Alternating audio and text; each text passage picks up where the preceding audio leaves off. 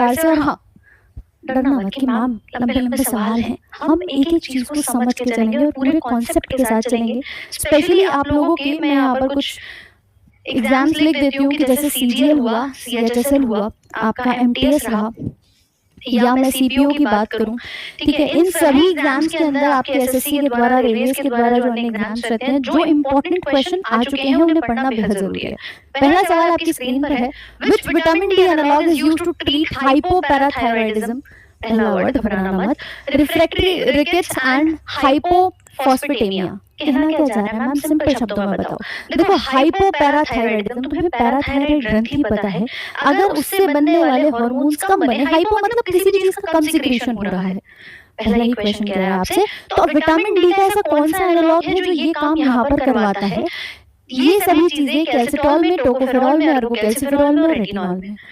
आपने तो हमें ये कहा था कि विटामिन आते हैं। अब विटामिन तो हमसे सीधे-सीधे पूछा जाता है कि विटामिन डी का नाम क्या है, विटामिन ई का नाम क्या है, उससे कमी से होने वाले रोग क्या है। आप सबने हमेशा ये चीज़ सुनी होगी कि इनके नाम और इनकी डेफिशिएंसी डिसऑर्डर ज़रूर से याद कर लेना। मगर एक बात और याद रखना, क्वेश्चन घुमा के दे सकता, पूछा उसने वही है, सिर्फ लैंग्वेज टफ कर दी है। अब हम परेशान कि भैया ये क्या आ गया सवाल।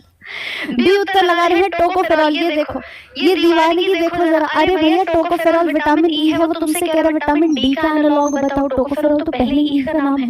डी का जो एनालॉग, ये सभी रिकेट्स की समस्या है, घुटने मुड़ जाते हैं, कैल्शियम की कमी हो जाती है, थायराइडिज्म की प्रॉब्लम आपको दिखाई देती है, उसमें अर्गोकैल्सिफेरॉल आपका कार्य करता है।